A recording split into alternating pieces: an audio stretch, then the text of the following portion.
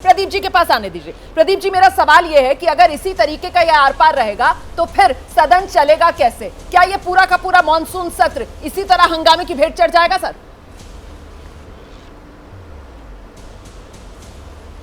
देखिए, आपने देखा होगा कि बजट सत्र भी ऐसे ही जो है हंगामे की भेंट चढ़, तब कोई नियम का सवाल नहीं।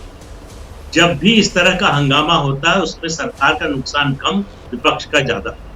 विपक्ष को अपनी बात कहने का, सरकार को घेरने का मौका नहीं। बिल्कुल। सरकार अपना लेजिस्लेटिव जो बिजनेस है वो किसी तरह से हंगामे के बीच में पास करा ही लेती है। आखिर बजट पास हुआ कि नहीं, सरकार तमाम बिल पास करा लेती है, तो उसका तो लेजिस्लेटिव बिजनेस होता नहीं। विपक्ष को अपनी बात कहने का मौका नहीं मिलता।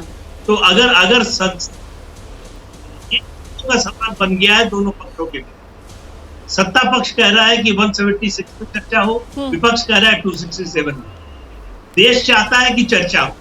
अब ये दोनों पक्ष मिलकर तय करें कि वो अपनी जिद पर अड़ेंगे या जो जनता चाहती है वो करें। ठीक है सर।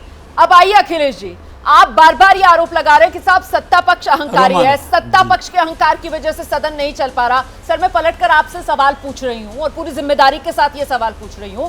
विपक्ष वही थोड़ी नरमी दिखा दे सर, वही झुक जाए। 176 के तहत आप लोग राजी हो जाइए सर चर्चा कराने के लिए। कम से कम चर्चा तो हो सर, चर्चा तो होना, चर्चा होना जरूरी है। देश चर्चा चाहता है। अखिलेश जी, लेकिन महिलाओं के सम्मान में नहीं झुकेंगे हम लोग। एक मिनट अखिलेश जी, आपने कहा, अब आप सुनिए जी, आपने कहा कि आप कहते हैं, मतलब विपक्ष कहता है सरकार अहंकारी है।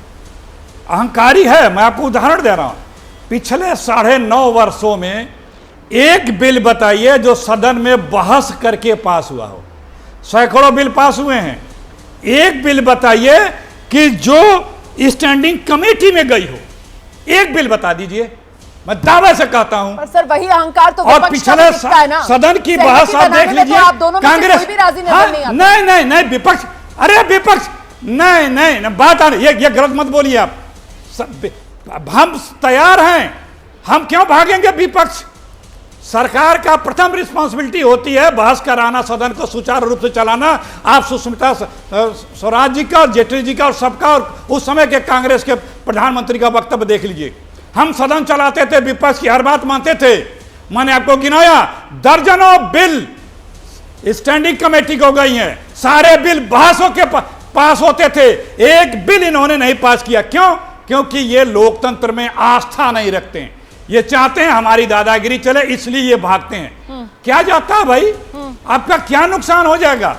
यही होगा कि लोग गृह मंत्री से सदन में इस्तीफा मांग लेंगे, आपको सेम कहेंगे, डबल इंजन फेक कहेंगे, कोई डर नहीं कहेंगे। सीएम और गवर्नर की बातों का लोकसभा राज्यसभा में बहस होगा, वहां की और बातें निकल के सामने आएंगी जो नहीं बाहर आ सकती हैं, क्योंकि सदन में वो प्रिविलेज है कि हम सारे कोई भी बात रख और कह सकते हैं। तो उससे सरकार डर रही है कि वो चीजें सामने न आ पाए, उनकी विफलता और इनकी लिप्तता। थोड़ा मणिपुर में हालात और संभल जाएं ताकि फिर बताने के लिए सरकार के पास कुछ अच्छी बातें हो और फिर चर्चा करा ली जाए। देखिए, हम चाहते हैं कि हम इस बात पर चर्चा करें।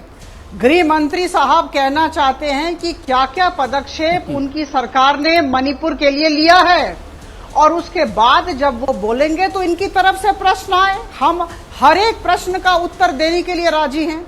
ये भाग रहे हैं, आप समझिए बात को, ये भाग रहे हैं और ये नहीं चाहते हैं कि यह जो इशू है यह बंद हो जाए, नहीं तो ये अखबार और टीवी के चैनल्स में नहीं आएंगे। 31 बिल पर हम चर्चा चाहते हैं। आज बायोडाइवर्सिटी अमेंडमेंट बिल 2021 आया हुआ है, और मैं बता दूं यह जॉइंट पार्लियामेंट्री कमेटी ने भेजा है। ठीक है, हम चाहते हैं कि जेपीसी ने जो रिकमेंडेशन किया इस बिल पर मैं फिलहाल लेकिन ये लोग उस पर अभी मैं बात नहीं कर रही हूं, मैं सिर्फ मणिपुर के मुद्दे पर चर्चा कर रही हूं। जैसे ही घड़ी का काटा दोपहर 2:30 पे आए, बबीता जी का दिल सास बहू साजिश के लिए मचल जाए।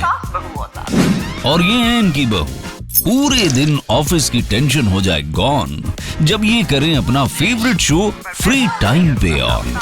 इनकी तरह आप भी देखिए अपना फेवरेट शो अपने टाइम पर और डाउनलोड कीजिए एबीपी लाइव ऐप अपने स्मार्ट टीवी पर।